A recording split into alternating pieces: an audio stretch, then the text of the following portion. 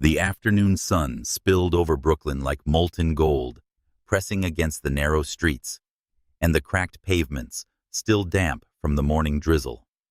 Inside, a small Filipino diner, tucked away between a laundromat and a discount sneaker store, the air smelled of fried garlic and simmering broth.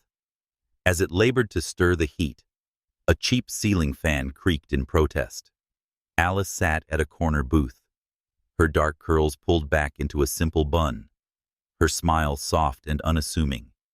She wasn't eating. Her plate remained untouched, empty, but waiting while across from her, Lyra and Pina feasted like they hadn't eaten in days. Their forks clinked against plates of palabok, the noodles bright under the fluorescent lights, while beads of condensation ran lazily down tall glasses of iced tea. "Hey, Alice," Lyra said, her voice cheerful, but edged with something sharper, something Alice always tried not to notice. She twirled her fork into the noodles, slurping greedily. "You've got this right. Next time it's on me." She said it with a laugh, like a line rehearsed and used too many times. Alice's smile didn't falter, though a flicker of something crossed her eyes. "Of course," she murmured, her voice gentle. Her hand instinctively reached toward her purse, as if her body had memorized the giving rhythm before her mind caught up. Besides, Lyra Pina let out a short laugh, her cheeks full. "Next time again, huh? Wasn't it your paycheck yesterday?" She nudged Lyra with her elbow, but her eyes, glinting mischievously, flicked toward Alice with careless expectation. Alice had grown used to that look. The look on someone's face was specific. She would always say yes. Lyra pouted half-heartedly. "I don't have cash, Alice, and my card empty. You know how it is." "But you—" She leaned closer, lowering her voice to something coaxing, playful. "You always come through." Alice swallowed her throat dry. She thought of the new sneakers Lyra had posted on Instagram just the day before the milk tea selfies, the hashtags dripping with pride. She knew there was money, but saying it aloud felt impossible, like stepping off a cliff. Silence seemed more straightforward, less dangerous. Her wallet opened with a soft sigh, and the bills slipped out, as if they belonged more to the world than her. It had always been this way. Alice had been the one who stayed quiet in school when people borrowed pencils and never returned them, the one who carried other people's secrets, the one who gave up her turn, her piece of cake, her share of attention simply because someone else wanted it more. She told herself it was kindness. She said herself that it made her indispensable, needed, and wasn't that better than being alone? As the waiter cleared the plates, Pina's eyes sparkled. "By the way," Alice began, her tone rehearsed like a script, "there's this sale tomorrow at Macy's. Dresses and shoes are perfect timing. We need something for the event. Could you spot us? Just until Friday. 500, maybe." Alice's fork paused midair, though her plate was empty. 500. The number sat heavy between them. A stone dropped into still water. "You don't have to, if it's too much," Pina added quickly, her voice dripping with false guilt. But her gaze said otherwise. It carried the quiet pressure Alice always felt, the invisible hand on her shoulder, pushing her forward. Alice's lips curved into that familiar yielding smile. "I'll help," she said softly. Her voice trembled, but only she noticed. Later that day, the three of them were swept into the chilled air of a Manhattan mall, where polished floors reflected dazzling storefronts. The girls' laughter echoed as they darted into boutiques, their arms filling with handbags, sequined dresses, and shoes that sparkled under the store lights. Each time they turned to Alice with wide eyes. "This one, please." "It's on sale, Alice." "We'd be stupid not to." Her hands reached for her card. The cashier at one store looked at her strangely, wondering why someone would purchase 2 lipsticks in colors she clearly wouldn't wear. Alice ignored the look, her cheeks burning. She focused instead on the sound of her friend's laughter, how it filled the emptiness she tried not to name. By the time they left, her arms were heavy with glossy shopping bags, her body sagging under their weight. Lyra and Pina twirled happily, planning outfits, snapping selfies, living in a world where Alice existed only as the provider. That night, Alice returned to her condo in the Upper East Side, the gray sofa sagging slightly under the weight of her bags. The city lights bled through the expansive windows, casting sharp lines across the room. She set the bags down one by one, until the carpet looked more like the floor of a luxury department store than a home. Babe Dustin's voice floated from the kitchen, rich and amused, edged with a note of concern. When he emerged tall and effortlessly put together in a white shirt rolled at the sleeves, his eyes immediately fell on the pile of bags. "Did you win a raffle?" he teased, though his jaw tightened ever so slightly. Alice forced a laugh. "Not exactly. They just wanted some things." Dustin leaned against the counter, folding his arms. "You mean Lyra and Pina?" Again. Alice's smile faltered. She hated that tone, the way his blue eyes sharpened with protectiveness, almost anger. "They're my friends," she said defensively. "They make me happy." "Do they?" His question hung heavy, unyielding. "Or do they make you broke?" Alice turned away, her chest tightening. She hated how the words made her feel small, stupid, like a child who couldn't distinguish between real love and manipulation. "They're all I have," she whispered.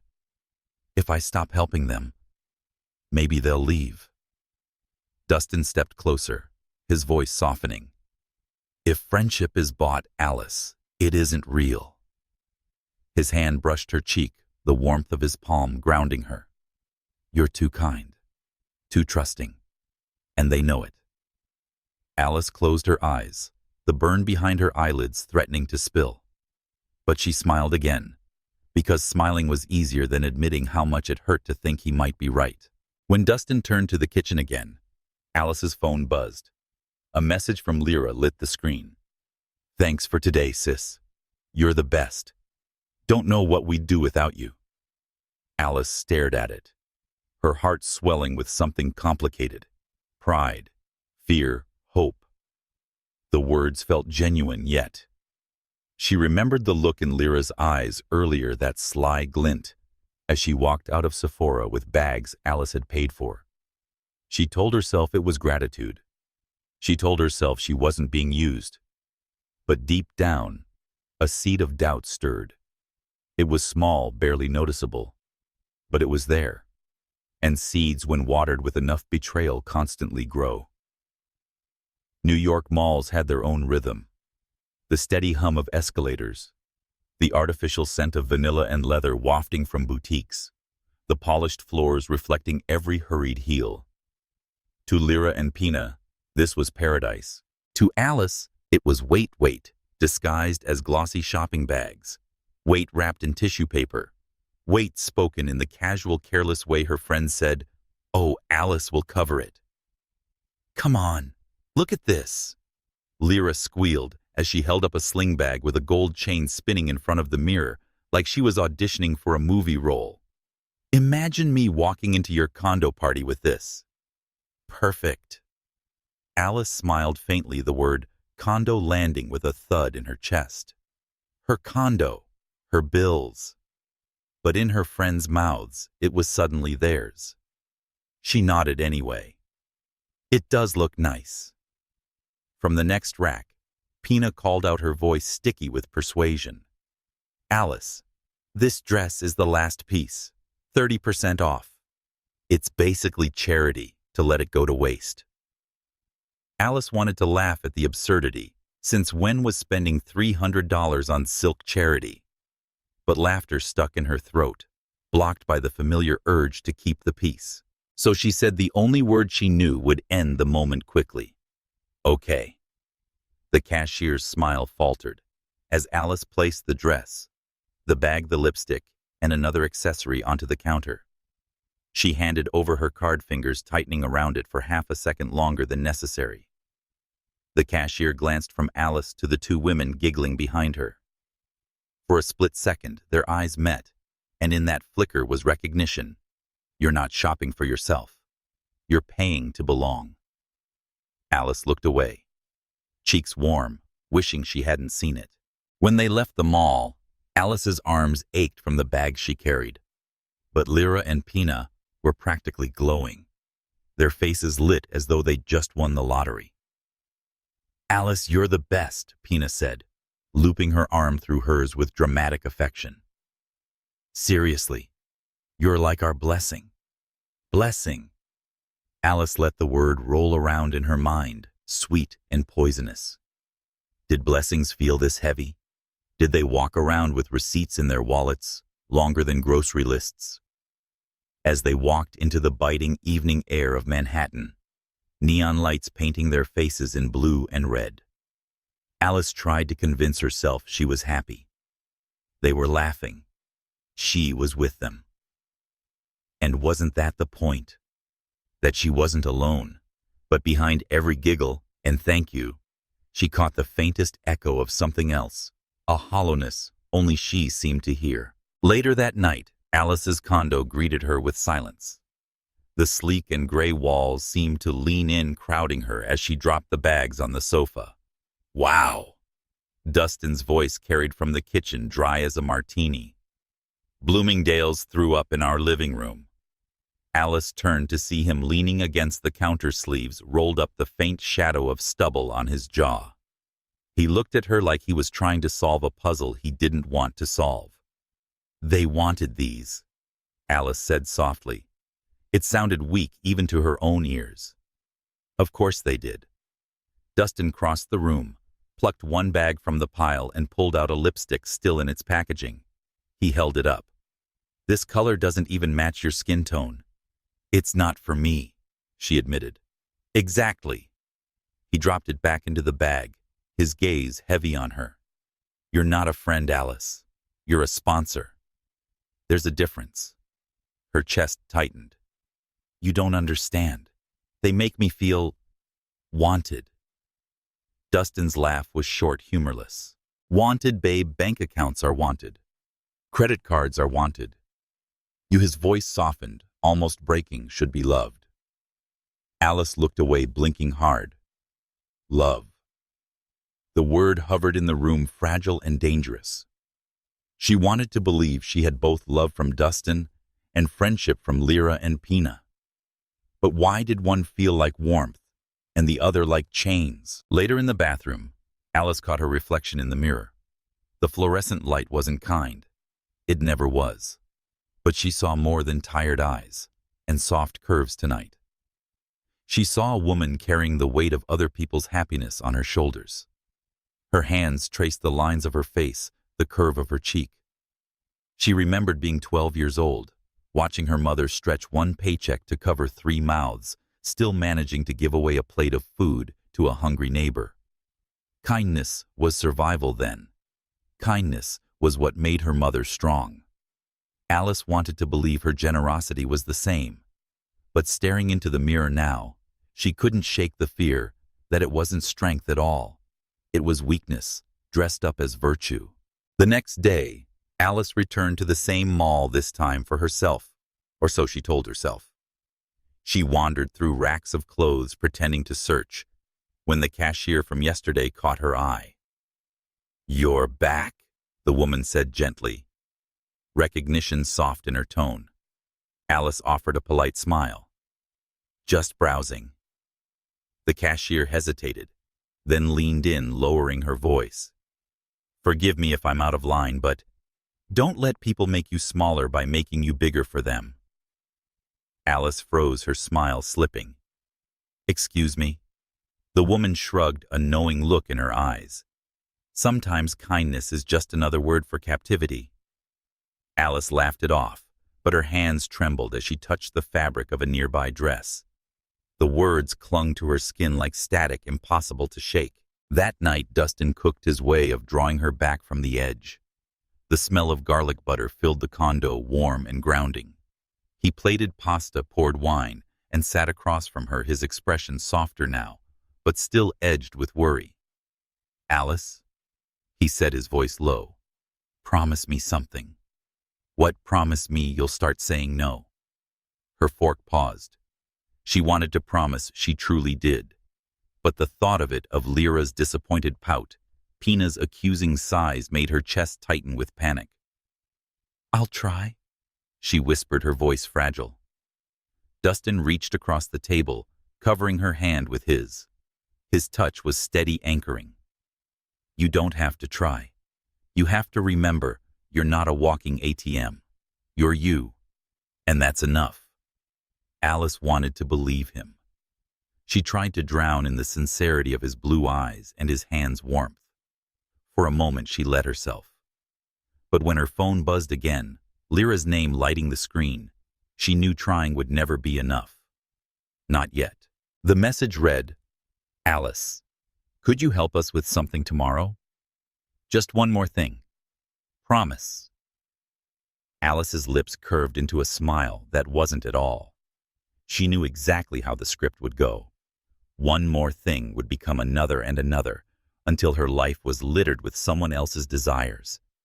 And yet her fingers hovered over the keyboard, torn between typing, of course, and no. For the first time she hesitated. It was only a second. A fragile, fleeting second. But hesitation is how revolutions begin. Morning light in Manhattan had a way of slicing through glass towers like a blade, reflecting a brilliance that made the city look untouchable. On the 15th floor of Alice Corp's sleek headquarters, the world hummed with the energy of ambition. Phones rang, keyboards clattered, interns rushed with iced coffees balanced like fragile offerings. Alice stepped out of the private elevator, her navy blue suit crisp. Her hair pulled back into a knot so precise it looked carved. She moved with the grace of a woman who had clawed her way into power, who owned her seat at the table. Yet inside her chest carried the dull ache of yesterday's doubts. Her friends, no, her so-called friends, had texted again. Lunch later. Your treat. Love you. Alice hadn't answered. She told herself she was busy. She said that silence was power. But the truth was simpler. Harsher. She was afraid. Afraid that the moment she said no, she'd lose them. She heard laughter as she passed the open cubicles to her office. Familiar laughter. Lyra's high-pitched giggle. Pina's husky snort. Alice slowed. She didn't mean to. But curiosity is rarely polite. Best weekend ever? Lyra whispered, her voice low, but laced with satisfaction. New bag, new shoes. And guess who picked up the tab? Again. Pina laughed. She's basically our ATM. Swipe a little drama and voila, she pays. Alice's breath caught. For a moment, she thought she'd misheard, that the fluorescent hum overhead had warped their words. But then Pina continued, gleeful, honestly, it's too easy. Sometimes I don't even finish asking. She offers before I can finish the sentence. The air thickened. Each word pressed against Alice's ribs like a knife. She wanted to step forward, to slam her hands against the partition, to scream. But she stayed still, heart thundering. Next week we should try the Hamptons, Lyra said. All we need is a sad face and some sob story. She'll fold. They laughed again, careless, cruel. Alice's nails bit into her palm. And just like that, the fragile glass of denial shattered. She could have stormed in. She could have fired them on the spot. Instead, Alice turned on her heel and walked to her office with the same measured grace as always. Her heels clicked against the polished floor, steady, deliberate. Her secretary, Marites, rose as she entered. Good morning, ma'am. I have the reports from— Put them on the desk. Alice interrupted, her voice even. Too even. And one more thing. Reassign the backlog reports from last quarter to Lyra and Pina. Make sure they submit progress updates every day. No excuses. Marites hesitated. That's a heavy load. Are you sure? Yes, Alice said. I want them occupied. It wasn't rage that powered her words. It was clarity. the kind of clarity that only betrayal could sharpen. Alice stood alone in her office by the floor-to-ceiling window overlooking the city. The skyline glittered powerful, untouchable, exactly how she wanted to look. Inside, though, her chest ached. She thought of the nights she'd lent them money, the birthdays she'd covered, the groceries she'd stocked when they claimed their fridge was empty. She had given them not just money, but trust, and they had repaid her with mockery. Her reflection in the glass stared back, strong suit, steady eyes, unbroken composure. If they think I'm weak, she told herself, they've underestimated me. It wasn't a promise. It was a sentence. That evening, the condo smelled of roasted garlic and herbs. Dustin was in the kitchen again, his white shirt rolled at the sleeves, stirring pasta with the focus he usually reserved for client pitches. Alice set her leather bag on the couch, the day's weight pressing onto her shoulders. "You're late," Dustin said lightly, but his eyes narrowed as he studied her. Bad day or long day? Alice didn't answer right away. She sat at the counter staring at the steam rising from the pan. Finally, she exhaled. "You were right." Dustin froze wooden spoon midair. "About what, Lyra and Pina?" Her voice cracked just once. "They've been using me. All along." Dustin set the spoon down, leaning against the counter. He didn't gloat, though she could see the flicker of "I told you so" in his eyes. Instead, he crossed to her side, crouching until he was level with her. "What did they do?" he asked softly. Alice's laugh was bitter. "Not today. Not just today. I overheard them. They called me an ATM. They were proud of it." Dustin's jaw tightened. "So, did you confront them?" "No." Alice shook her head. "That's what they'd expect. Tears, anger, drama. I won't give them that satisfaction." He studied her for a long moment. Then slowly his lips curved into a small, fierce smile. "That's my girl." Over dinner, Alice laid out her plan not to fire them, not yet. To make them work harder than they ever had. To tighten the leash until every breath they took inside her company was borrowed air. Dustin listened. His fork paused mid-air. "That's borderline ruthless," he said finally. Alice's eyes gleamed. "No, that's survival. They made a mistake. They thought my kindness meant weakness. They'll learn otherwise." For the first time in weeks, she felt something other than exhaustion. She felt control. At 9 sharp, Alice walked the floor. Lyra and Pina sat hunched over their desks, faces, pale eyes ringed with fatigue. Their monitors glowed with spreadsheets stacked like towers reports, demanding completion deadlines, suffocating. Alice stopped at their cubicle. Her smile was polite, but her eyes were ice. "Good morning, ladies," she said smoothly. "How's the workload?" Pina forced a smile a little. "Overwhelming, ma'am." Overwhelming. Alice tilted her head. "Welcome to corporate life. If you prefer easier, plenty of 9-to-5 jobs down the street." Their faces fell. Alice's smile widened just enough to sting deadlines Friday. No excuses. She walked away, the sound of her heels a quiet declaration of war. From behind the glass wall of her office, Alice watched them whisper, panic flickering across their faces.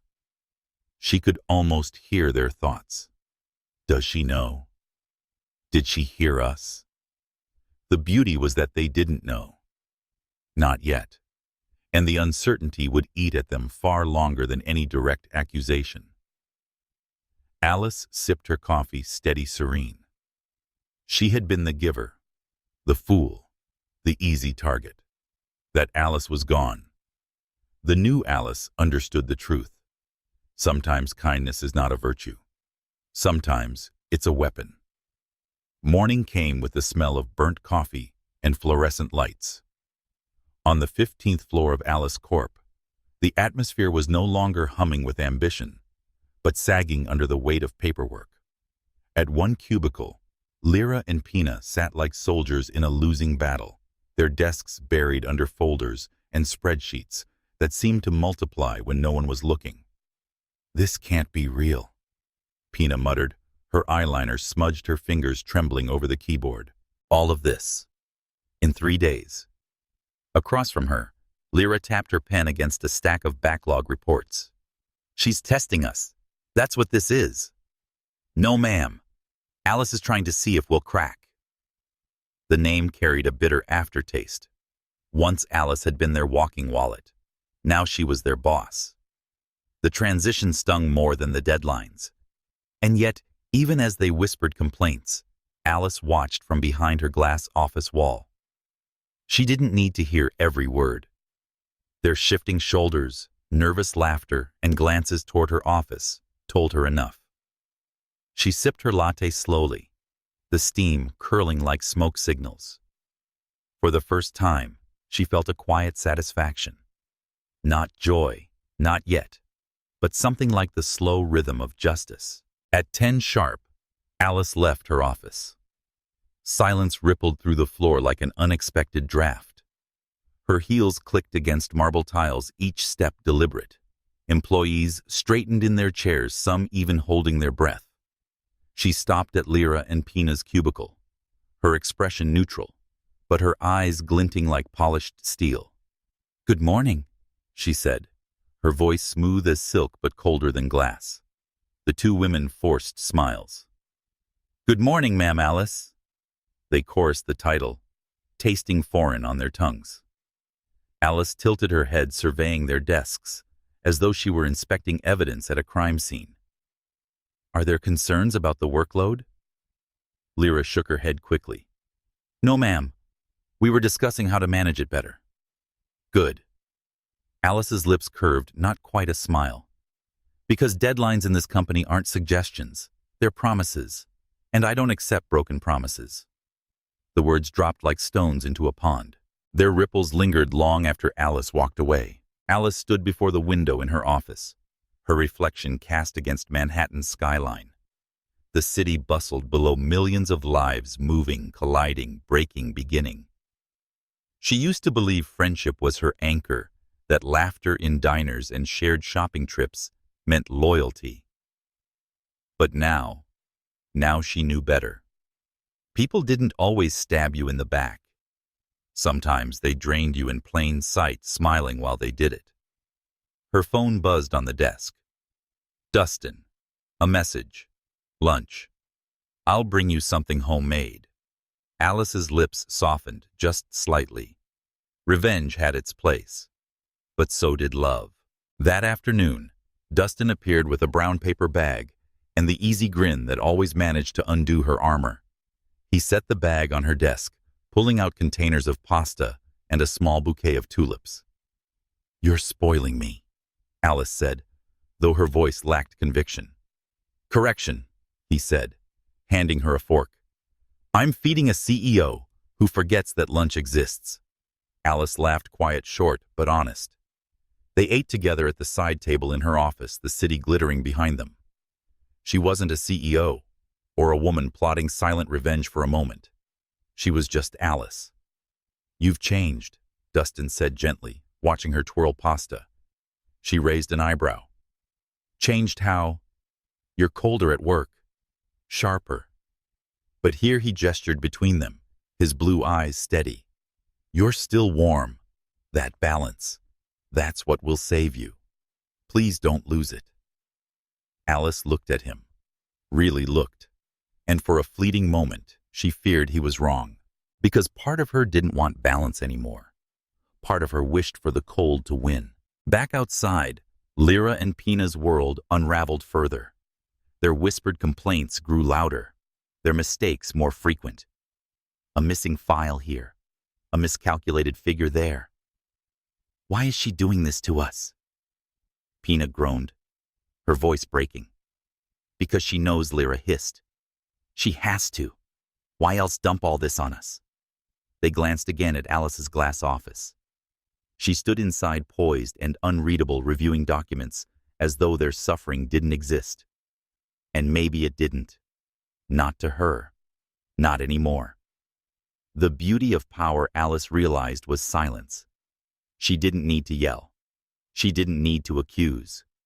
Her actions spoke louder than rage ever could. Back at the condo, the quiet was heavier than usual that night. Alice sat on the sofa sipping wine, her mind replaying every cruel word she'd overheard days ago. Dustin slid beside her close enough that his warmth seeped into her bones. "Talk to me," he urged. She leaned her head on his shoulder, the day's weight pressing down. "Helping them made me good. I thought it made me loved, but it only made me blind." Dustin kissed her hair. "And now I see." Her voice was steady, almost chilling. "And once you know, you can't go back." For a moment, silence stretched between them. Then Dustin whispered, "Promise me one thing. Don't let their betrayal define you. You're more than what they did to you." Alice closed her eyes, breathing him in. He was right. But still, she couldn't shake the truth sometimes. Betrayal doesn't define you. Sometimes it reveals you. The next morning, Marites knocked on Alice's door. "Ma'am, the client presentation is in 3 days. Shall I prepare the deck?" Alice shook her head. "No. Assign it to Lyra and Pina. Entirely. Deadline Friday. No extensions." Marites blinked. "Are you sure?" Alice's smile was calm, deliberate. "Positive. Let's see how they perform under pressure." And with that, the trap tightened. Alice sat back in her chair, the city sprawling beyond her window, and let herself feel the faintest thrill. Revenge wasn't loud. It wasn't messy. It was quiet, calculated, and dressed in professionalism. She was no longer the woman who bought handbags and dinners for false friends. She was the woman who made sure their downfall was written in deadlines. And the most delicious part, they wouldn't see it coming. Friday mornings in Manhattan had their own pulse. The skyline glittered with ruthless intent. Wall Street buzzed with men in dark suits and louder egos, and the 15th floor of Alice Corp was tranquil, too quiet. At their cubicle, Lyra and Pina sat like prisoners awaiting trial. Their screens glowed with half-finished slides charts that didn't add up, bullet points that read like apologies rather than strategies. "I can't breathe," Pina whispered, clutching her coffee like a lifeline. "You think I can?" Lyra shot back, her voice brittle. "We're screwed. We are so screwed." And they were, because the client presentation, a meeting with one of the firm's most prestigious Wall Street investors, had been entirely placed in their hands. No safety net. No extensions. Just a deadline that loomed like an executioner's shadow. They should have been angry. They should have been united. But betrayal has a way of curdling alliances. Alice, meanwhile, sat in her office, like a conductor at a symphony. Calm. Polished. Her suit was a perfect navy, and her smile was polite. She didn't need to raise her voice. The workload had spoken for her. From behind the glass, she watched them panic, the frantic typing, the whispered curses, the nervous glances toward her door. The way they unraveled without her lifting a finger was almost poetic. Marites entered, balancing a stack of files. "Ma'am, the investors are on their way." Alice nodded. "Prepare the boardroom, and make sure Lyra and Pina are ready." Marites hesitated. "They don't look ready." Alice's smile was soft, but her eyes were knives. "Then they'll learn what unready feels like." By noon, the boardroom gleamed like a stage. A long mahogany table reflected the city skyline through glass walls. At one end, investors filed in, polished men and women with sharp eyes and sharper pens. Alice sat at the head, her posture regal, every detail of her presence curated: the pearl earrings, the poised hands, the calm that said, "I am in control." Lyra and Pina entered last. Their smiles stretched thin, their folders clutched like shields. The presentation began. Lyra's voice trembled as she stumbled through the opening slide. Pina followed, clicking too quickly, charts flashing on screen without context. Investors exchanged glances, polite at first, then skeptical, then impatient. Alice remained still. Not a flinch, not a rescue. It was, after all, their show. On this chart, Pina began, but the numbers glared back wrong in glaring neon. An investor raised a brow. He said, "These figures don't align with last quarter's reports. Are you suggesting a 30% drop in revenue? Or is this a typo?" Pina froze. Lyra jumped in words, tripping over each other. "It's, a formatting issue, sir. The numbers are inaccurate." The investor cut, and his voice was like steel. The room chilled. Silence pressed down like gravity. Alice finally leaned forward, her voice calm, smooth. "Lyra, Pina, clarify." But there was no clarification, only stammering, flushed cheeks, the unmistakable scent of failure filling the air. An investor snapped his pen shut. Another sighed. The unraveling was complete. When the meeting ended, the investors left with curt nods, their footsteps echoing like verdicts. Alice remained seated, her gaze fixed on the two women standing at the front of the room, small and wilted under fluorescent light. She said softly, almost tenderly, "You had one task, one opportunity to prove your worth." Her words weren't loud. They didn't need to be. The disappointment was a scalpel sharper than anger. Lyra's lips trembled. We tried." "Trying," Alice interrupted, "is for amateurs. Here we deliver." The silence that followed was heavier than shouting. "Leave," Alice finally said. "We'll discuss your performance later." Back in her office, Alice closed the door and exhaled. Her hands trembled momentarily, then stilled as she pressed them flat against her desk. This was justice, not the kind sung about in songs or paraded in movies. This was quieter, crueler, and more satisfying than she'd imagined.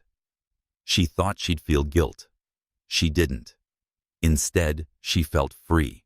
That night, Dustin found her on the balcony of their condo, the Manhattan skyline burning with sunset. She leaned against the railing, a glass of wine in hand, her hair pulled loose by the wind. He said, "You look like a queen surveying her kingdom, sliding beside her." "Queens don't always smile," Alice replied. Dustin studied her profile, the steel in her jaw, the coolness in her gaze. "They failed, didn't they?" Alice sipped her wine. "Spectacularly." "And you let them." She turned, meeting his eyes. "Should I have saved them?" "No," Dustin admitted. "But—" He hesitated, searching for words. "There's a line between justice and cruelty. Just make sure you know which side you're standing on." Alice's laugh was soft, almost wistful. "Cruelty, Dustin. I gave them exactly what they deserved." "Yes," he said quietly. "But sometimes what people deserve and what makes us human are two different things." His words lingered, unsettling. But Alice turned back to the skyline, unwilling to let doubt cloud her victory. Later, alone in her office at night, Alice pulled up the security footage from earlier in the week. There they were, Lyra and Pina, in their cubicle, laughing about the Hamptons, calling her an ATM, planning their next con. Alice hit pause. Their faces froze mid-laughter. She leaned back in her chair, her lips curving into a cold smile. "They thought this was a game," she whispered. "They were right. But it's my game now." And with one click, she saved the footage to a private folder marked Leverage. Because revenge wasn't just about letting them fall. It was about making sure they never rose again. Monday mornings had a way of revealing cracks. The 15th floor buzzed with activity, but there was no mistaking the tension. Papers shuffled louder, footsteps landed heavier. Whispers carried further. Everyone had seen Friday's presentation collapse. Everyone knew who had been at the helm. Alice entered at 9 sharp. Her heels clicking against marble, and her posture was a line of steel. She didn't need to announce anything. Authority followed her like a shadow. Inside their cubicle, Lyra and Pina froze. Their screens were filled with half-complete reports, and their coffee cups were empty. The sight of Alice striding past sent a chill through their bones. "Good morning, ma'am." Lyra squeaked, her voice betraying the nerves she tried to hide. Alice didn't even glance their way. "Progress updates on my desk by 5, she said smoothly, her gaze fixed ahead. "No excuses." The words weren't shouted. They didn't need to be. The two women's facade began to fracture as the day dragged on. "This is wild," Pina hissed, rubbing her temples. "She's burying us alive." Lyra shot her a glare. "What did you expect?" "We embarrassed her in front of investors." Pina's laugh was bitter. "Don't you mean you clicked through slides like a toddler with a new iPad? I was trying to save us." "And failed." Lyra snapped. Silence settled between them, thicker than the reports stacked on their desks. For the first time, the once inseparable duo found themselves pointing fingers instead of holding hands. Alice from her office watched. She didn't need microphones to hear the cracks forming. The body language spoke volumes: crossed arms, rolling eyes, lips pressed tight. Betrayal had a way of devouring itself. That afternoon, Alice did something unexpected. She approached their cubicle, her smile warm, too warm. "Ladies," she said, her voice syrup smooth. "Rough weekend." Both women blinked, caught off guard. "A little," Pina admitted cautiously. Alice's smile deepened, almost sympathetic. "Don't worry. Pressure makes diamonds right." For a heartbeat, hope flickered in their eyes. Maybe Alice wasn't angry anymore. Perhaps she was forgiving. But the hope curdled into dread when she left, leaving behind an additional stack of reports labeled urgent. Kindness, Alice knew, was a weapon sharper than cruelty. Back in the condo that evening, the air smelled of rosemary and seared steak. Dustin had set the table candles flickering softly against the backdrop of the city skyline. Alice slipped off her heels, exhaustion pulling at her shoulders. "Rough day?" Dustin asked, pulling out her chair. "Rough for them," Alice corrected, sitting down. Dustin studied her as he poured wine. "You're different," he said finally. Alice arched an eyebrow. "Different how? Sharper? Colder? At work, you don't just lead, you command. It's impressive." But here his voice softened, his gaze tracing her face. "I don't want you to forget how to be soft." Alice chuckled, a sound more vulnerable than she intended. "Softness got me betrayed." "No," Dustin countered gently. "Blindness got you betrayed. There's a difference." His words lingered, threading through her defenses. And when he leaned across the table, brushing a strand of hair from her face, Alice let herself believe him. For one night, she let the armor slip. Later, curled against him on the sofa, Alice whispered, "What if I'm becoming someone else? Someone I don't even recognize?" Dustin kissed her temple. "Then become. Just don't forget who you want to be." Alice closed her eyes, inhaling his warmth. But deep down, she knew part of her liked the new version. The one who didn't bend. The one who let silence punish louder than words. And maybe that was the truest Alice of all. The following week, Alice called Lyra and Pina into her office. They entered nervously, their eyes darting like guilty children. "I've been hard on you," Alice began, her tone unexpectedly gentle. "But I want us to move forward." Relief flickered across their faces. Lyra almost smiled. "Thank you, ma'am." Alice raised a hand. "But moving forward means accountability. From now on, every expense and project request you submit will go through me, directly." Their relief faltered. "Every request," Pina echoed. "Yes," Alice said smoothly. "Transparency builds trust." They nodded quickly, murmuring gratitude, though their eyes betrayed unease. When they left, Alice opened a private folder on her computer. A folder named Leverage. Every misstep, every manipulated receipt, every falsified excuse, she was collecting them all. This wasn't forgiveness. This was documentation. That night, Dustin found her at the desk, the glow of her laptop illuminating her face. He placed a cup of chamomile tea beside her.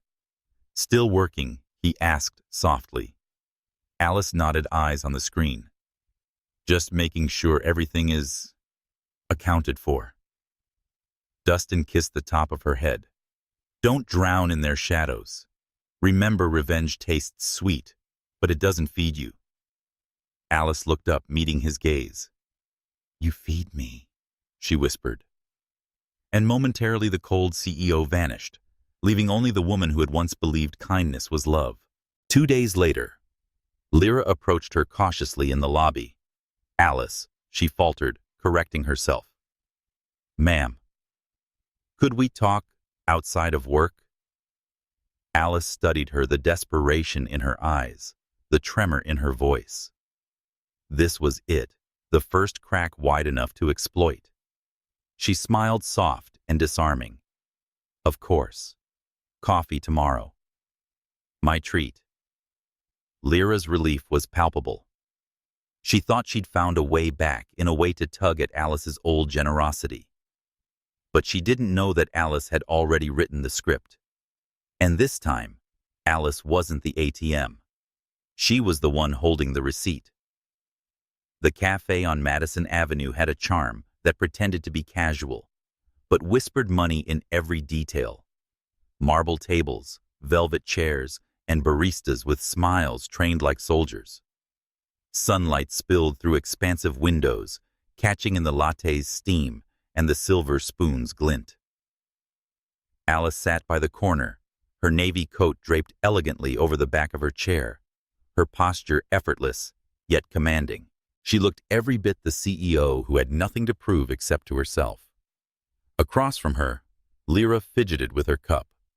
She hadn't ordered until Alice insisted, and even now her fingers trembled as she stirred sugar into her cappuccino, though she hadn't tasted it yet. "Thank you for meeting me." Lyra began, her voice soft, rehearsed. Alice's smile was warm, disarmingly so. "Of course. Friends should talk, shouldn't they?" The word friends landed like a lifeline. Lyra clung to it instantly. "I just wanted to apologize," Lyra said, leaning forward, her tone dripping with sincerity for everything. "I know we let you down. At work with the presentation, and maybe outside work too. I guess we took advantage of your kindness." Alice tilted her head slightly, studying her. The performance was good. The lowered eyes, the softened voice, the carefully chosen guilt. Too good. "People make mistakes," Alice said, gently stirring her tea. "The important thing is whether they learn from them." Relief flickered across Lyra's face, a spark of hope reigniting. "Exactly. That's what I want. A chance to prove I've changed." Alice smiled again, soft, forgiving. Inside, she noted the words, carefully filing them away. A chance. Changed. Words as fragile as glass. But sincerity has a way of cracking under pressure.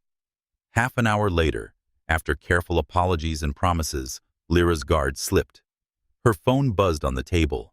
A message preview lit the screen before she could snatch it away. Pina. Did she buy it yet? Alice's eyes caught the text, quick as a blade. Her expression didn't change.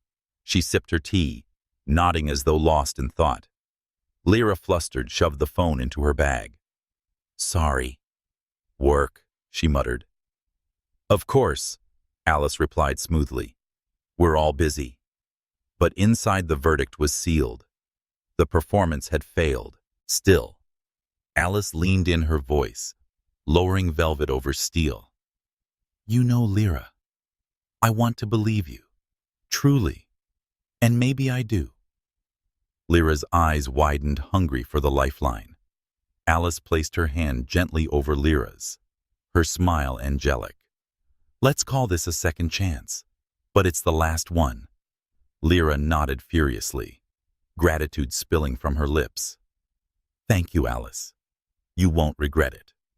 Alice withdrew her hand, her smile lingering. Oh, but you will. That evening, back in her condo, Alice stood by the window overlooking the city, the skyline burning orange with sunset. In her mind, the cafe replayed like a film reel. Lyra's trembling hands, her two perfect apologies, the damning text. She opened her laptop, dragging a new file into the leverage folder exhibit. C. Attempted manipulation, disguised as an apology. The collection was growing. One day it would be enough to burn everything down. When Dustin arrived home carrying takeout and a bottle of wine, he found Alice still at the window, her face illuminated by the last rays of light. Lost in thought. He teased, setting the bag on the counter. Strategizing. Alice replied. Dustin poured the wine, handing her a glass. Against them always. Alice said, her lips curving. He studied her quietly, her eyes gleaming with something darker, almost dangerous. Be careful, Alice. When you fight shadows long enough, sometimes you become one. She laughed softly, leaning into his chest. That could be what I was meant to be. No, Dustin whispered, kissing her forehead. You were meant to be light. That's the woman I fell in love with. Alice closed her eyes, letting his warmth ground her. But deep inside, she wondered if light could exist without shadow. Dinner was simple pasta and wine laughter tucked into the spaces between. Yet beneath the surface, Alice felt the duality of her life pulling tighter, the CEO sharpening her knives by day, the lover softening into kisses by night. Dustin's hand brushed hers as they cleared the table, his touch steady, patient. You don't have to prove anything to anyone, he said quietly. I do. Alice countered, her voice steady to me. He didn't argue. He only pulled her close, holding her as though he could anchor her to the version of herself that still believed in softness. Later that night, as Alice checked her phone before bed, a new message arrived, this time from an unknown number. We know what Lyra and Pina have been doing. Let's talk. Tomorrow. Discretion matters. Alice stared at the screen, her pulse quickening. For weeks, she had believed she was the only one weaving this quiet war. But now a new player had entered the board. And in the silence of her bedroom, with Dustin asleep beside her, Alice realized something. Her game had just become much bigger than revenge. It had become survival. The message still glowed on Alice's screen long after midnight. We know what Lyra and Pina have been doing. Let's talk. Tomorrow. Discretion matters. She sat at her vanity, the phone in her hand, her reflection in the familiar and foreign mirror. A woman once gullible, now calculating. A woman who was once used is now the one setting traps. But who was this stranger, knocking at her door of secrets? Behind her, Dustin stirred in his sleep, the steady rise and fall of his chest an anchor against the storm swirling in her mind. For a moment, Alice considered waking him, telling him everything. But then she smiled faintly at her reflection. No, some wars must be fought alone. By morning, the 15th floor was alive with murmurs. Rumors of Friday's humiliation had spread further than Alice had expected. Investors had spoken, whispers had leaked, and in the center of it all, Lyra and Pina. Their desks were no longer a shared battlefield. Lyra sat stiff-backed, eyes fixed on her monitor. Pina leaned away, scrolling furiously through her phone, her lips pressed tight. "You threw me under the bus," Pina muttered, not looking up. "You clicked through the wrong slide." Lyra snapped back. "That wasn't my mistake, and you know it." Their whispers cut through the office hum, sharp enough for Alice to hear even behind her glass wall. She didn't need to step in. Division was the sweetest poison. She sipped her coffee, watching them unravel. At noon, Alice slipped into her private elevator, her leather bag in hand.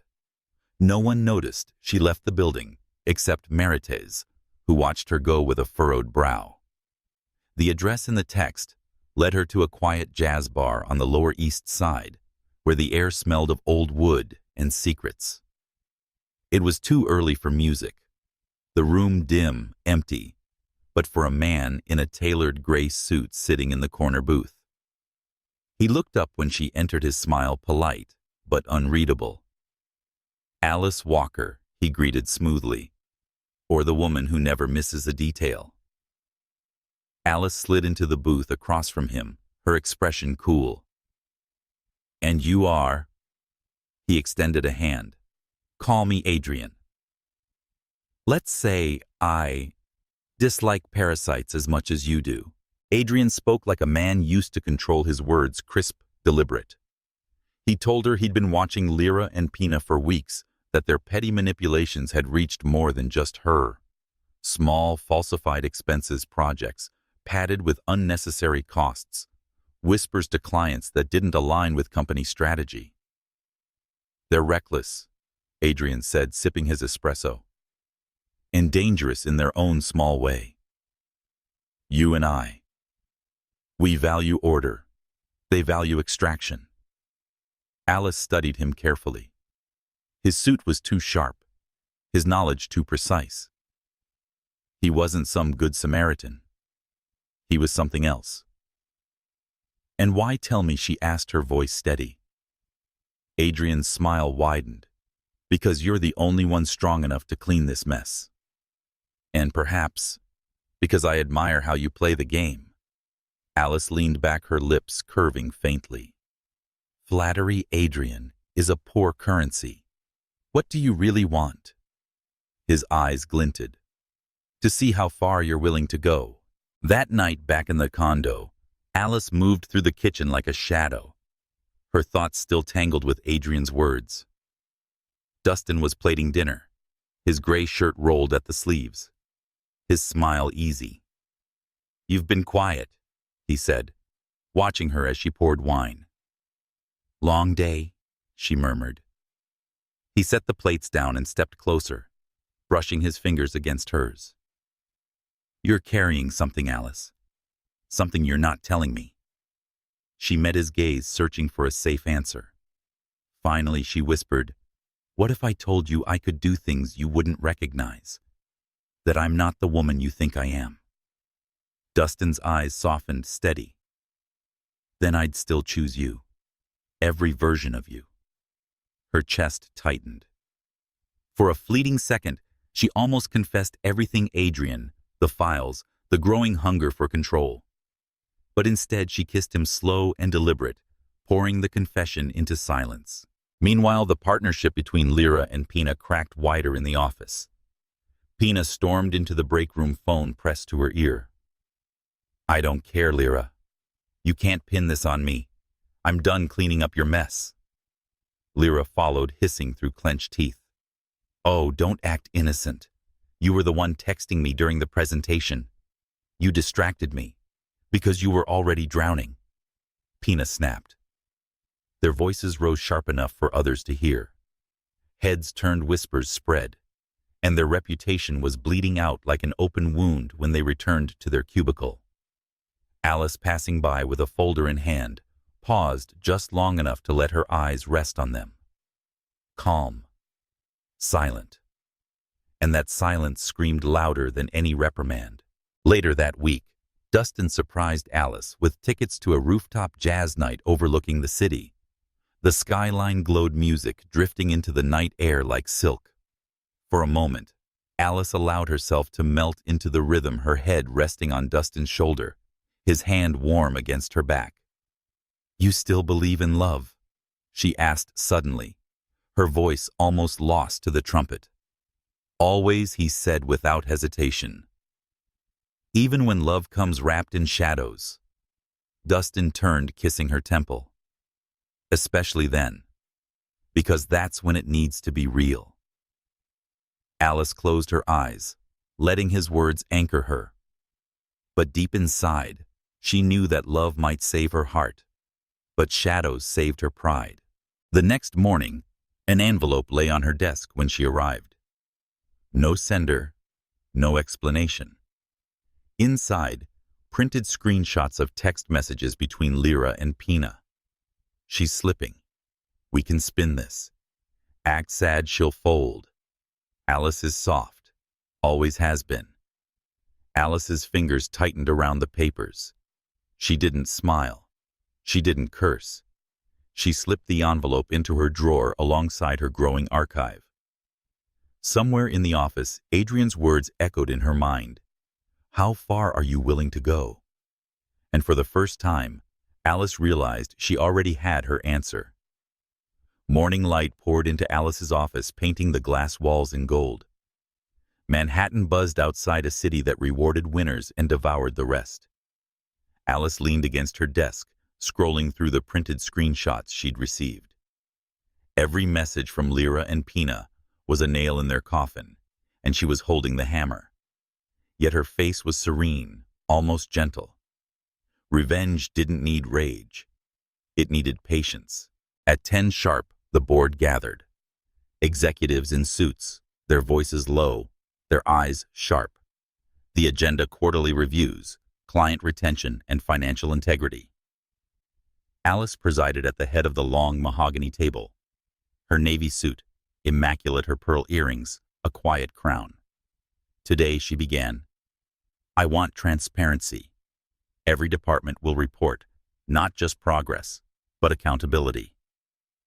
Her gaze shifted, deliberate, surgical, to where Lyra and Pina sat. They had never looked so small, their folders trembling in their hands. Lyra tried to smile. Pina avoided eye contact. "Ms. Pina," Alice said smoothly, "let's start with you."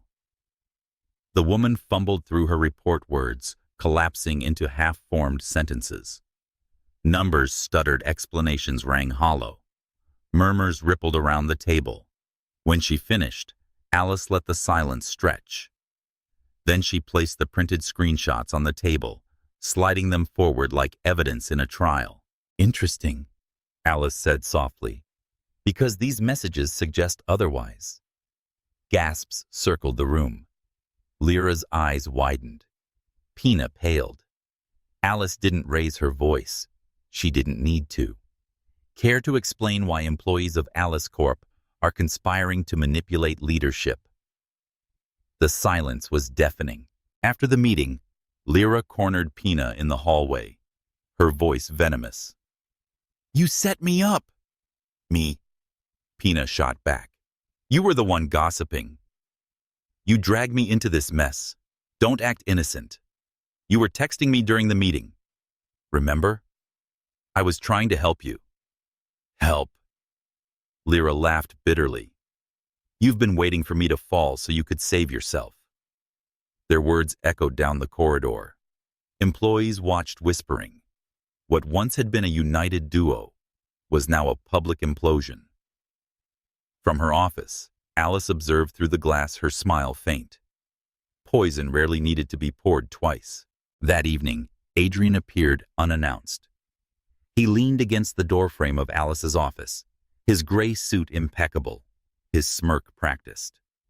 "Well played," he said. "That was art." Alice didn't look up from her laptop.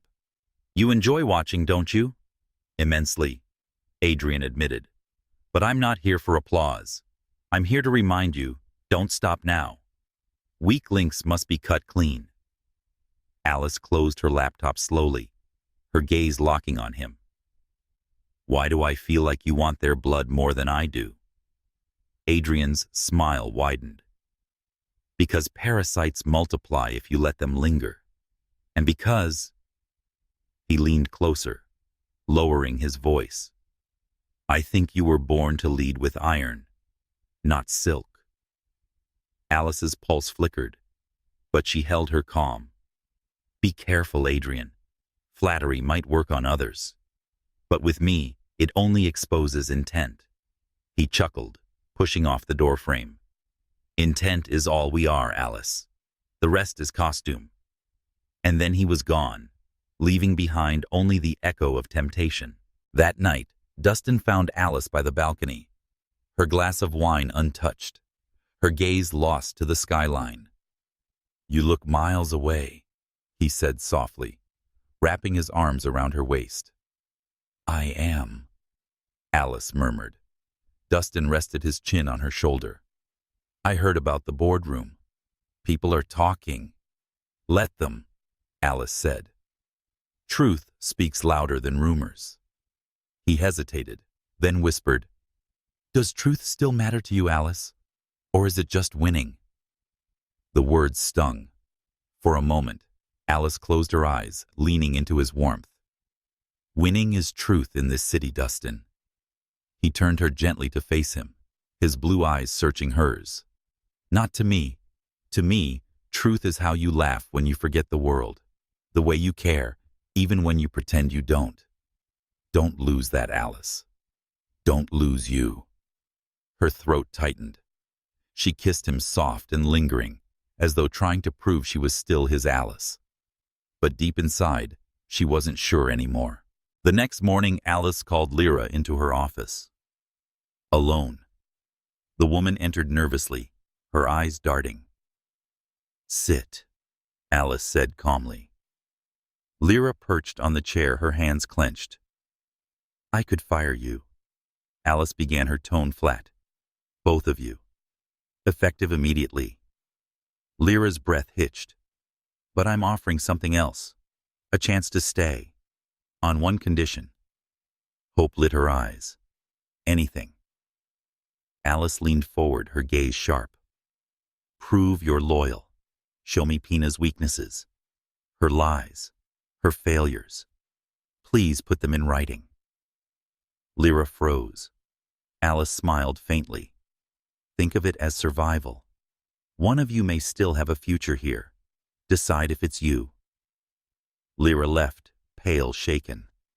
The seed had been planted. That evening, Alice lingered before her mirror, touching her reflection, as though testing its reality. The woman staring back at her was elegant, composed, untouchable. But beneath the surface she felt Adrian's whisper. Dustin's plea. Lyra's desperation. Who are you becoming? She asked softly to the glass. The mirror, as always, did not answer. 2 days later, an anonymous envelope landed on her desk. Inside, a detailed report. Pina's falsified receipts, her manipulations, her cruel remarks about Alice. No signature.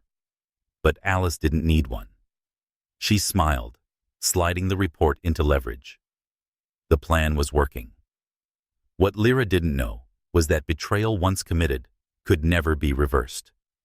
And what Pina didn't know was that her partner had already chosen survival over sisterhood. Alice looked out at the city, her heart steady, her resolve sharper than ever. This wasn't about friendship anymore. It wasn't even about revenge. It was about rewriting the rules. And she was the one holding the pen. The city had a way of announcing endings. That morning, rain streaked down Manhattan's skyline, gray clouds, pressing low, as though even the sky knew a verdict was near. Alice stood before the floor-to-ceiling window of her office, a dark silhouette against the storm. She held the final report in her hand. Lyra's betrayal of Pina laid bare each falsified receipt and careless manipulation neatly catalogued. It was the last piece of the puzzle. Her empire was no longer fragile. It was sharpened steel. By noon, the boardroom was full. Executives murmured papers, shuffled, tension thickened like fog. Lyra and Pina sat at the far end, their faces pale, their bodies rigid. Adrian occupied a seat near the middle, his expression calm, his presence commanding, though no one else in the room seemed to question why he was there. Alice entered last. Silence followed her like a loyal hound. She took her place at the head of the table, her posture regal, her voice steady. Today she began, and it is about truth. And truth, as you all know, does not always whisper. Sometimes it demands to be heard. She gestured, and Marites placed a folder before each board member. Inside the evidence.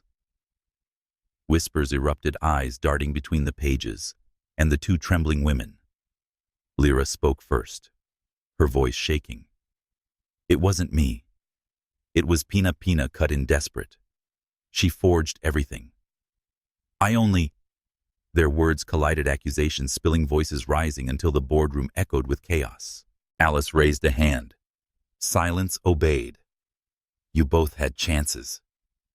She said, her tone smooth, almost sorrowful. You chose greed. You chose deceit. And you decided to mistake my kindness for blindness. She leaned forward, her gaze slicing through them. But blindness was never my weakness. It was my disguise. As security escorted Lyra and Pina out, Adrian's eyes lingered on Alice, a glimmer of satisfaction in his smirk. When the room cleared, he remained stepping closer. Well executed, he said softly. You've proven you're not just a leader. You're a force. Alice regarded him coolly. And you? What role did you hope to play in all this, savior puppeteer? Adrian chuckled, his voice low. Neither. I only wanted to see if you'd embrace what you were meant to be. Power doesn't forgive. Power eliminates. Alice's lips curved faintly. Then consider this your lesson, Adrian. Power doesn't announce itself. It doesn't brag. It simply is. For the first time, his smirk faltered. Alice turned away, dismissing him without a word. The game was over. She had no more use for spectators. That night, in the quiet of their condo, Dustin found her by the balcony again. The rain had stopped, but the city still shimmered with reflections of water and light. You did it, he said softly, wrapping his arms around her from behind. Alice leaned back into him, the day's steel melting in his warmth. I did. And how do you feel? She was quiet for a long moment. Empty. Relieved. Powerful. All at once.